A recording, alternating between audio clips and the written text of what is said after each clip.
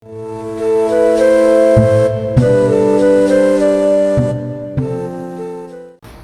ஸல்லல்லாஹு அலைஹி வஸல்லம் அவர்களை காண ஆசைப்படுகிறோம்.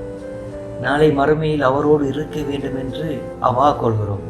அவரின் திருவதனத்தை காண வேண்டும் என்ற கற்பனையில் இருக்கிறோம். அவர் எப்படி இருந்திருப்பார்கள் என்று வாருங்கள் கற்பனை செய்வோம். அவரை பற்றிய, அவரது தோற்றத்தை பற்றி, அவரது ஃபிசிக்கல் அப்பியரன்ஸை பற்றி எத்தனையோ அறிவிப்புகள் வந்திருக்கிறது. அதில் மிக பிரபல்யமான அறிவிப்பு தான் உம்மு மாபத் என்ற பெண்மணியினுடைய அறிவிப்பு.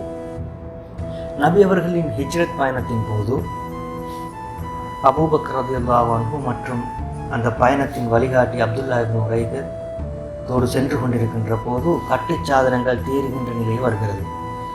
தூரத்திலே ஒரு குடிசையும் தென்படுகிறது. அந்த குடிசை தான் உம்மு மாபத் என்ற பெண்மணியின் குடிசை. அதில் ஏதாவது கிடைக்குமா என்று பார்ப்பதற்காக அந்த குடிசை பக்கம் செல்கிறார்கள். எதிர்பார்த்ததொன்றும் கிடைக்கவில்லை. அந்த குடிசையின் ஓரத்திலே ஒரு ஆடு தென்படுகிறது. சினை கொள்ள முடியாத மிக பலவீனமான நிலையில் இருந்த ஒரு ஆடு. அந்த பெண்மணியிடத்தில் நபி அவர்கள் அனுமதி கேட்கிறார்கள். இந்த ஆட்டிலிருந்து பால் கறந்து கொள்ளவா உம்மு மாபதே என்று கேட்டபோது நபி அவர்கள் அதற்கு அந்த பெண்மணி, அது சினை கொள்ள முடியாத பலவீனமான ஒரு ஆடு, அதில் உங்களால் முடியுமானால் கறந்து கொள்ளுங்கள் என்று சொல்கிறார்கள். அல்லாஹ்வின் பெயரை கூறி அதன் மடியிலே தடவுகிறார்கள். 2 பாத்திரங்கள் நிறையும் அளவுக்கு பால் கிடைக்கிறது. அவர்களும் அறிந்துவிட்டு அந்த பெண்மணிக்கும் கொடுத்துவிட்டு அந்த இடத்தை விட்டு நகர்கிறார்கள். அந்த பெண்மணியின் கணவர் அபு மாபத் வீடு திரும்பிய போது அந்த பாத்திரத்தில் பால் இருப்பதை கண்டு ஆச்சரியமாக வினவுகிறார். பால் வீட்டில் எந்த சாதனமும் இருக்கவும் இல்லை, ஆடுகள் பால் கறக்கின்ற நிலைமையிலும் இல்லை, எப்படி இந்த பால் கிடைத்தது? அப்போதுதான் உம்மு மாபத் என்ற அந்த பெண்மணி வந்தவர்களை பற்றி விவரிக்கிறார்கள். ராய்து ரஜுலன் லாஹிரல் வதா, நான் இன்று ஒரு மனிதரை கண்டேன், அழகான தோற்றமிக்க ஒரு மனிதர். அப்லஜல் வஜ், மிக பிரகாசமான முகம். ஹசனல் ஹல்க், பெர்ஃபெக்டான, ஸ்மார்ட்டான, ஹென்சமான, எந்த குறையும் இல்லாத ஒரு ஆள்.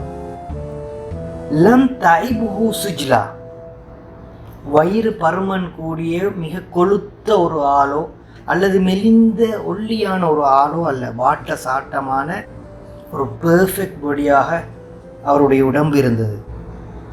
வலம் துஸ்ரீஹி சாதா, அவருடைய தோள்களோடு ஒட்டிய நிலையில் சிறிய தலை கொண்டவராகவும் அவர் இருக்கவில்லை. சிலர் இருப்பார்கள், திடகாத்திரமான உடம்பாக இருக்கும், ஆனால் தலை சிறியதாக இருக்கும். அப்படிப்பட்ட ஒரு ஒரு தோற்றத்தில் அவர் இருக்கவில்லை. வசீமுன் கசீம், நல்ல வசீகரமான அழகான ஒரு தோற்றம். ஃபி ஐனிஹி தாஜ், அவருடைய கண்களின் கருமை மிக கருப்பாக இருந்தது. அதனுடைய வெண்மை தெளிவான தூய வெண்மையான அழகான கண்களை கொண்டவராக இருந்தார். வஃபி அஷ்ஃபாரிஹி வத், அவருடைய கண் இமைகள் நல்ல நீளமாக இருந்தது. வஃபி சௌத்திஹி சஹல், அவருடைய பேச்சில் கம்பீரம் இருந்தது, கூர்மை இருந்தது, ஆனால் மென்மையான பேச்சாக இருந்தது. வஃபி உனுகிஹி சதா, அவருடைய கழுத்து நீளமான கழுத்தாக பிரகாசமாக இருந்தது. வஃபி லிஹியத்திஹி கசாசா, அவருடைய தாடியோ அடர்ந்த தாடியாக இருந்தது. அஸஜுன் அக்ரன், அழகான நீண்ட கண்புருவங்கள். அந்த 2 கண்புருவங்களை சேர்க்கும் அளவு முடிகள் நீண்டிருந்தது. இன் சமத ஃபஅலைஹில் வகார், அவர் மௌனமாக இருந்தால், அவர் பேசாமல் இருந்தால் அவரை கண்ணியம், அவரை மரியாதை, கௌரவம் அவரை சூழ்ந்து கொள்கிறது. வஇன் தகல்லம சமாஉ வஅலாஹுல் பஹா, அவர் பேசும்போது தலை உயர்த்தி பேசுகிறார், அப்போது அவருடைய அழகு இன்னும் மேலிடுகிறது. அஜ்மலுன் நாஸ் வ அப்ஹாஹு மின் பஈத், தூரத்தில் அவரை பார்க்குற நேரம் மனிதர்கள மிக அழகான ஒரு தோற்றத்தில் அவ்வளோ ஹென்சமாக தெரிகிறார். வ அஹ்சனுஹு வ அஜ்மலுஹு மின் கரீப், கிட்ட நின்று பார்க்கின்ற போது, அருகாமையில் இருந்து பார்க்கின்ற போது அவர் ஈக்கிற ஆக்கல்லையே மிச்சம் அழகானவராக, தனித்துவமாக தெரியக்கூடிய ஒரு ஆளாக இருந்தார். ஹுலுவல் மந்தி, அழகான தெளிவான சுருக்கமான பேச்சு. ஃபஸ்லன் லா நஸர வலா ஹஸர், கோர்வையான பேச்சு, அதிகமான பேச்சும் இல்லை, ஆக குறைவான பேச்சும் இல்லை. கஅன்ன மந்திகஹு ஹஸராத்து நதுமின் யதஹத்தர்ன, அவருடைய பேச்சோ கோர்க்கப்பட்ட முத்துக்களை போன்று ஒன்றோடொன்று தொடர்புடையதாக, தெளிவாக, இனிமையாக எண்ணி எடுக்கப்பட்ட போல் இருந்தது.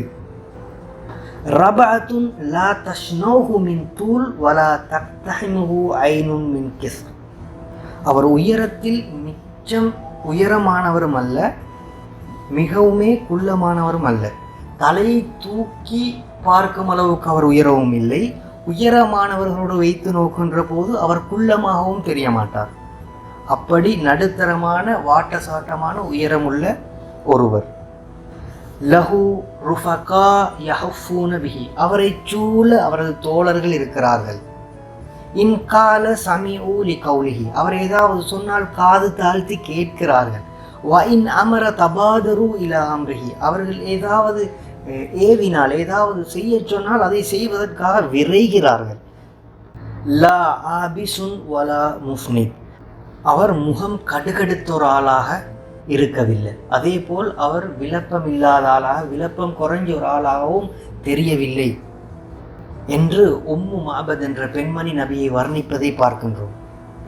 அனஸ் இப்னு மாலிக் ரலியல்லாஹு அன்ஹு அவர்கள் சொல்கிறார்கள், நபி அவர்கள் மிச்சம் உயரமும் இல்லை, மிகவும் குள்ளமானவரும் இல்லை. அவர் பழுத்த வெள்ளையும் அல்ல, கருமை நிறமும் அல்ல. அவருடைய முடிகள் சுருண்ட முடியும் அல்ல, ஸ்ட்ரைட் செய்யப்பட்டது போன்ற முடியும் அல்ல.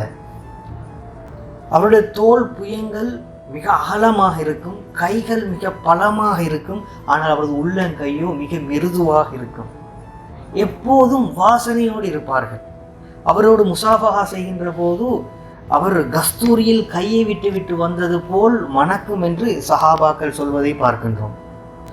அலி ரலியல்லாஹு அன்ஹு அவர்கள் சொல்கிறார்கள், எதிர்பாராத விதமாக அவரை யாரும் கண்டுவிட்டால் அவரை அறியாமலேயே அவர் நபி அவர்களது முகத்தை பார்த்த வண்ணம் இருப்பார்கள். அவ்வளவு வசீகரமான அழகான முகம் அது என்று அலி ரலியல்லாஹு அன்ஹு அவர்கள் சொல்வதை பார்க்கின்றோம். அதனைத்தான் சஹாபாக்கள் சொல்கிறார்கள், இதற்கு முன்னும் இப்படி ஒரு தோற்றத்தை நாங்கள் கண்டதில்லை, நபி அவர்களுக்கு பின்னும் அப்படி ஒரு அழகை நாங்கள் பார்த்ததில்லை. எத்தனையோ பேர் நபி அவர்களது திருமுகத்தை கண்டே இஸ்லாத்தை தழுவியிருக்கிறார்கள். அப்துல்லா இப்னு சலாம் யஹூதிகளின் மிக கண்ணியமான ஒரு தலைவர். நபி அவர்கள் ஹிஜ்ரத் செய்தி கேள்விப்பட்டு மதீனாவுக்கு வந்தடைந்து விட்டார்கள் என்று அவரது செய்தியை கேட்பதற்காக செல்கிறார்கள்.